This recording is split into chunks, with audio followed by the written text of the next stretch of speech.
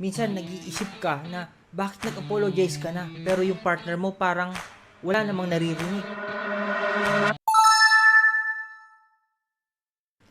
Second strategy is to learn the languages of apology. Minsan nag-iisip ka na bakit nag-apologize ka na pero yung partner mo parang wala namang naririnig at hindi niya na-appreciate yung ginawa mong apology. Simpleng sorry okay na sana eh.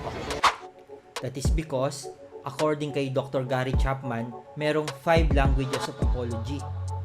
So, kailangan mong maintindihan ano yung language of apology ng partner mo at ikaw, ano din yung language of apology na gusto mong ma-receive.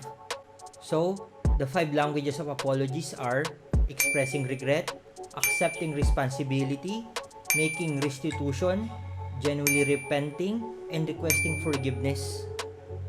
So, meron akong downloadable document na isi-share sa inyo para mas maintindihan ninyo ano ba yung ibig sabihin nitong 5 languages na ito. Kasi for example, kung accepting responsibility yung language of apology ng partner mo, kahit anong expressing regret yung gawin mo, hindi yan mag-sink in sa kanya at hindi niya mararamdaman na sincere ka sa apology mo. So, it's very important na maintindihan mo kung anong language of apology niya. At ikaw din, pwedeng nag-apologize sa sa'yo pero hindi mo maramdaman at hindi mo matanggap.